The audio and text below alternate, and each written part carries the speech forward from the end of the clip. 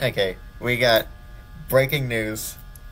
The official Corrupt Box version 1 remake by Baggerhead has been released. And I'm pretty sure this is official because the original creator of Corrupt Box, aka Luke, he said that this could be an official remake, so, let's see what we got. I haven't seen anything about this yet, so this is just gonna be blind reaction. Alright, here we go. First beat.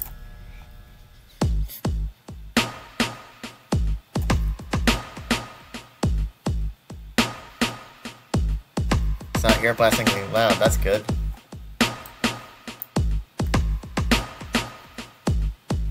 I'm just gonna play all the sounds in one category and check the documents. Whoa. That's actually very cool. Why does he look like the fucking Doors figure? Alright, next we got Cap. It is not Neester anymore, it's just a guy. Alright. Is straight up just a security guard. Okay.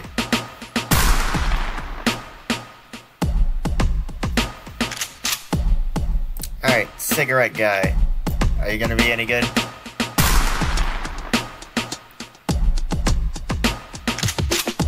think it's just some simple hi-hats. I prefer his original sound. Alright, last one.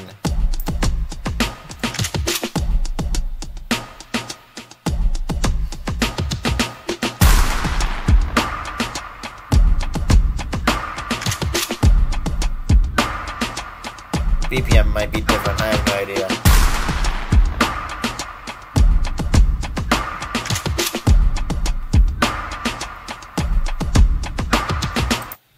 Alright, cool. Alright, documents. Kevin Pudger, 34, male, corrupted, stage 2. Kevin Pudger was a janitor whose only notable feature was that he took smoke breaks every 15 minutes. He happened to be taking a smoke when Patrick gassed the facility. He pressed a concealed button in the janitor's closet before donning a gas mask, which confused Kevin. By the time he realized the gas was spreading, it was too late. He's now become stuck to the floor near the closet. As his lower body is gooped up, I doubt he'd be able to do much. George Ralston, 27, male, corrupted, stage 1. George was the only person who saw Patrick out of the closet with his gas mask. He got suspicious and confronted him, leading to a fight. And then it was Patrick slamming George's head open as the gas reached him. This made the gas adapt to his injury and it formed a mouth in his head. It tricked and attacked a few people after he made them think he was an injured survivor until I shoved a baton into his mouth, distracting him long enough to get away and warn the others. Okay, it says until so I'm assuming beat 3 is going to be the main character of this, like how Neester was the main character in the original Corrupt Box version. Maxwell Adams, brand new character. Oh, he has actually, you can like barely notice that he actually has like blue irises. I'm surprised I noticed that. Maxwell Adams, 42, male, corrupted, no, alive.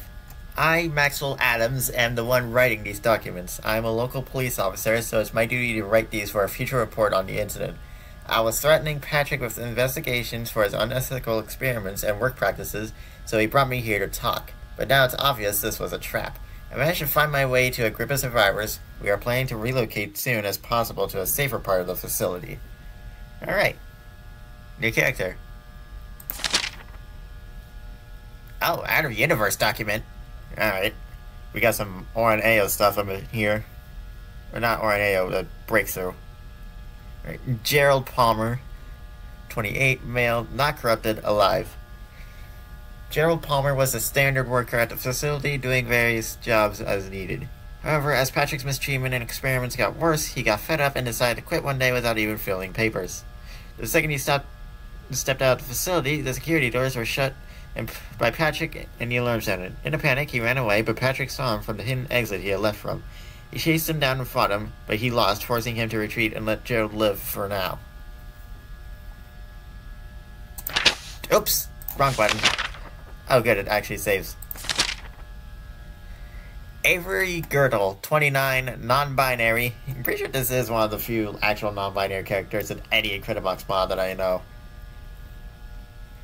Corrupted, yes, stage 1. Avery was the parent of Timmy Girdle. It worked in the cafeteria. At the time of the gassing, they heard people screaming and went to investigate, leading them to George.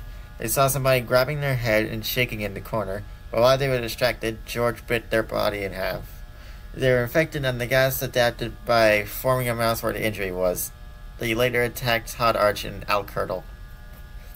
Okay, spoiler names for upcoming characters, I guess. I do like how it's not just some black mysterious goop like it usually is in Incredibox mod, which I'm pretty sure started with Orin Ao. This time it's some sort of gas, which is far more concerning. Alright, effects. What do we got? That is the thing that Bagger had teased on YouTube. Alright, not bad. Alright. You're a good one, right? I forget.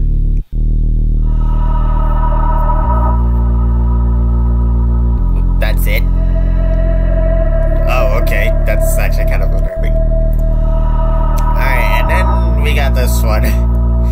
I don't even think I can show this on YouTube, but whatever. Nice design. Oh, that's an ominous sound.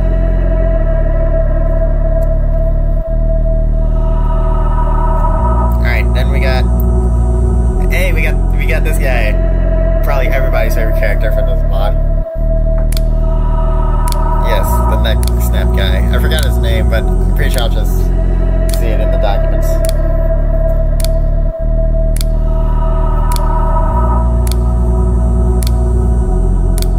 Alright. Radio.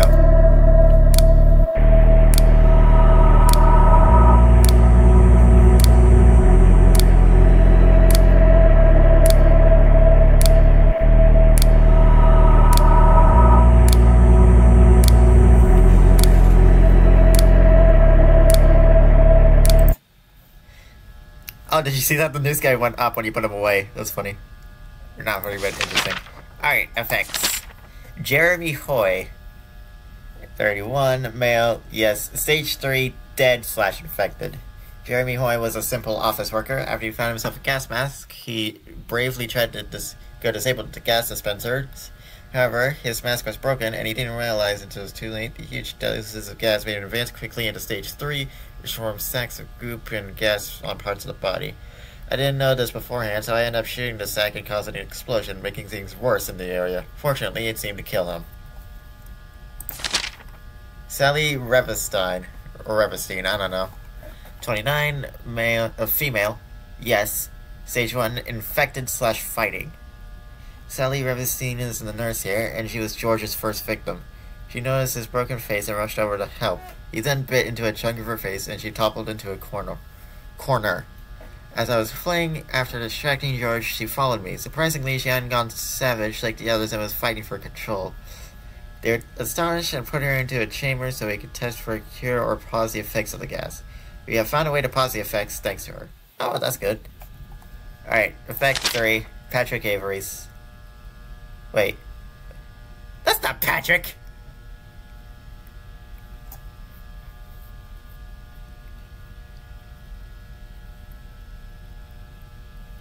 This is not Patrick Avery's. In the original Corrupt box, Patrick Avery's is the last voice.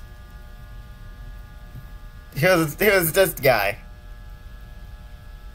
Okay, just quote-unquote Patrick Avery's. 83, even though black hair. Male, yes, stage 1, infected, dead. This is it, it has to be him. This is the outfit he was wearing when he gassed the place. The coward didn't even try to fight or escape, he just let death take him. Serves him right. He did get infected, and seems the gas can even bring the dead back to life. However, he can only really kick people now, and that doesn't even cause infection. Is it really Patrick? I didn't write that, some idiot did in pen. That is for sure not Patrick Avery's, I can tell you that right now. Kenneth McCallow, that's the guy everybody likes from this mod. 45, male, yes, infected, dead. Kenneth McCallow was the secretary of Patrick. He was in a rush to deliver his coffee as he was behind schedule, but he tripped. He tripped at the time that Patrick's building into lockdown, causing his neck to get stuck and snap into shutting security door. Ouch. I'm pretty sure the original Crupbox, it's because he fell down stairs or something. I think that was because of Crupbox 2. I honestly cannot remember. The doors here are pretty advanced. I detected him obstructing the door and opened for a moment. The gas reached him about that time, causing him to come back to life, the ability to twist his head and neck in nearly any direction. He found a metal pipe and injured my arm before I managed to shoot and kill him. Caleb Thill.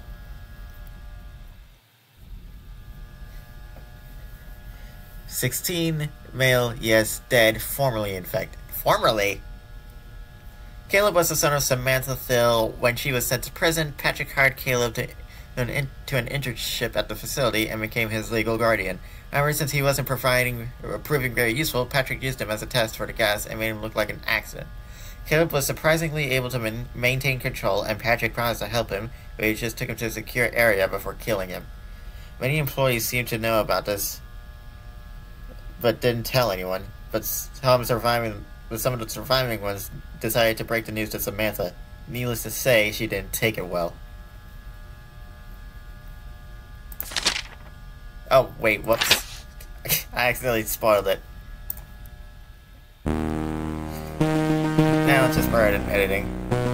Oh, this is a lot better than the original.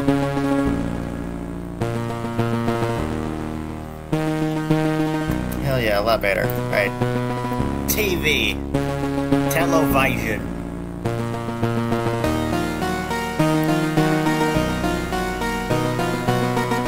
This is good.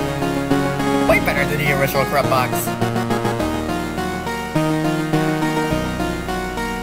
I bet Nietzsche's gonna be pretty sad that he isn't B3 anymore. Alright, hypothermia guy. He's strings now. Wasn't he an organ in the original? Alright. Another TV. Where are your arms?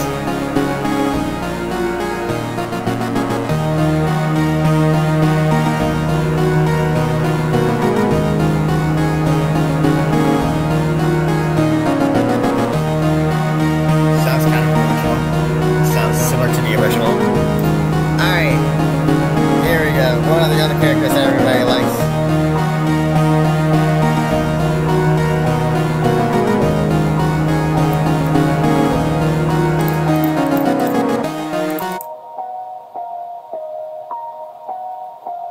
Oh, that's very nice. I like that.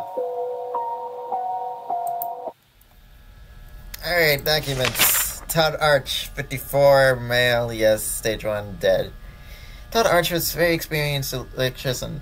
He and Samantha went to the electrical room to try and depower the security doors and open the emergency bunker. He just managed to unlock the bunker when Avery Girdle charged into the room and bit him in the back. Samantha panicked and pushed Todd off the catwalks into a Tesla coil, which stabbed her and electrocuted him. She had to flee to get away from Avery, but she could tell he was dead.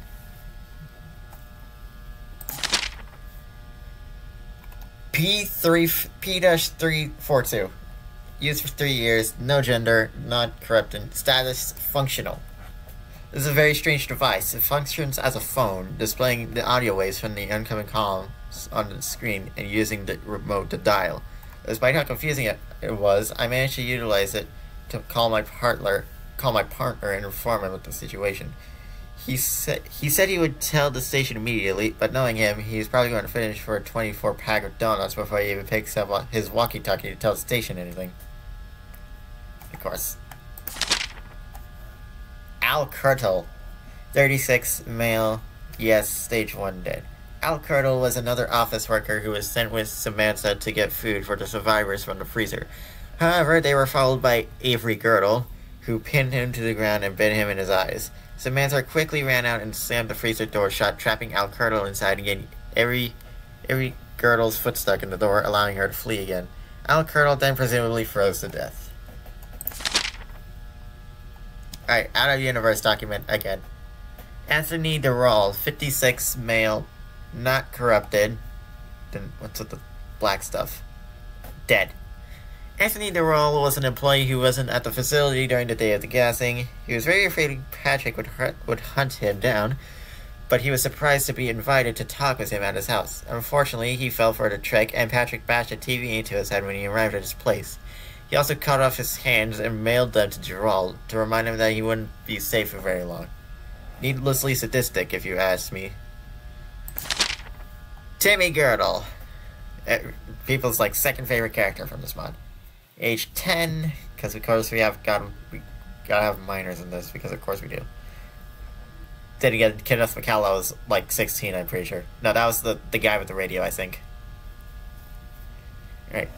Yeah, Timmy Girdle, age 10, male, not corrupted, alive. Timmy Girdle was the son of Avery Girdle. Timmy Girdle was the son of Avery Girdle. I cannot speak today. They brought him here for Bring Your Kid to Work Day, which was a horrible idea. He watched as Avery was killed, making him run deep into the facility as he could and hide.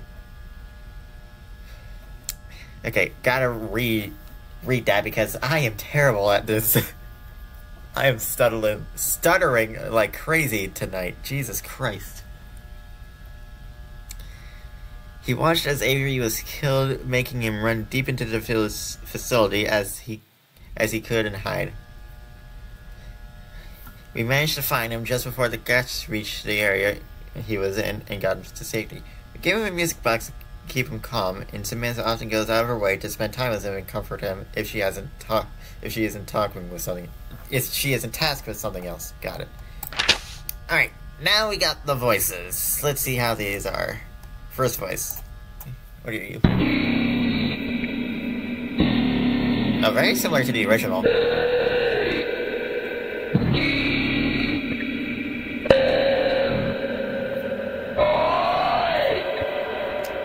Alright, next one. Okay, that's a change. Oh, you're a choir now. Weren't you just some loud noise before or something? Alright, next. Oh. Isn't this the guy from Corrupt Box 2? You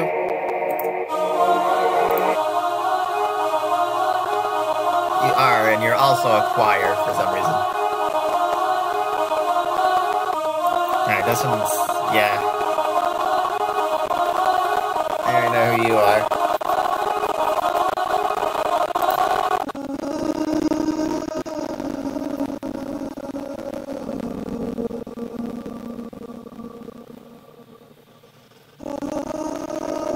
Is it just me, or does that voice sound more masculine than feminine?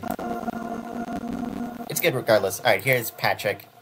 Also a choir. What is this, the freaking Memento mod? Why are there 4 choirs? Doesn't sound very good. He's actually not creepy looking. So that's very cool.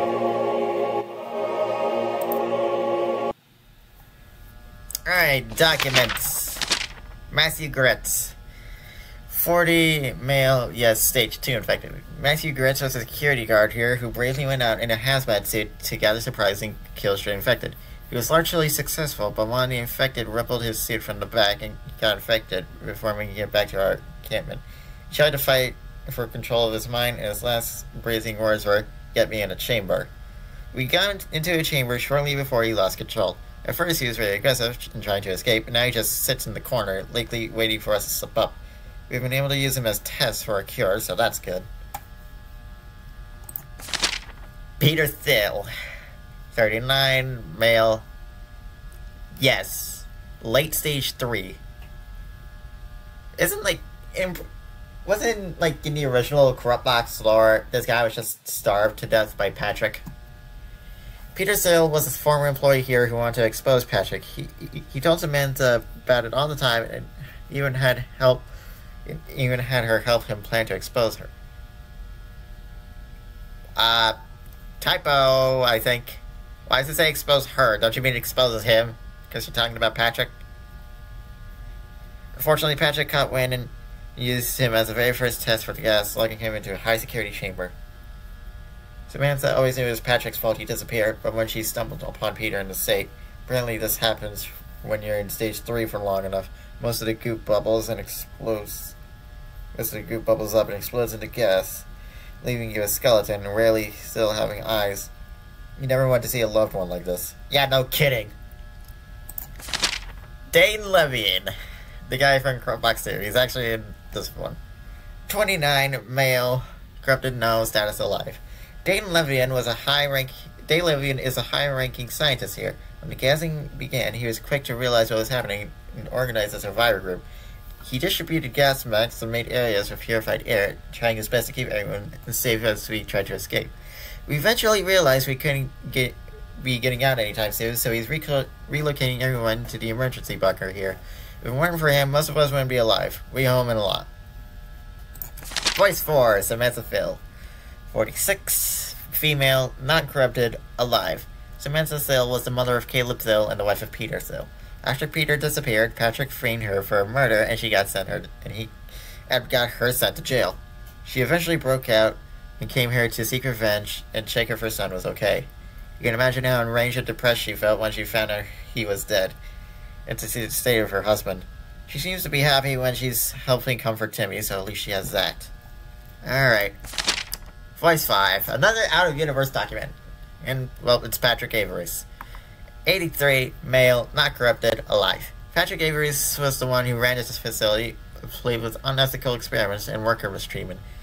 He had decided to secretly develop a gas that could eliminate everyone in the facility to nothing but goop and skeleton zombies, and use it when he got the cops to come and chat. He used an employee to fake his death and snuck through blind spots in the cameras to make sure no one knew he escaped. He's adamant on getting rid of everyone who could snitch on what he did, and would stop at nothing to clear his name. Okay, so in this remake, he isn't dead. He did not get killed. He is still alive and out there, so that's not good. Do we have anything else? No, it just goes back to beat 1. Alright. Let's try to make something good from this.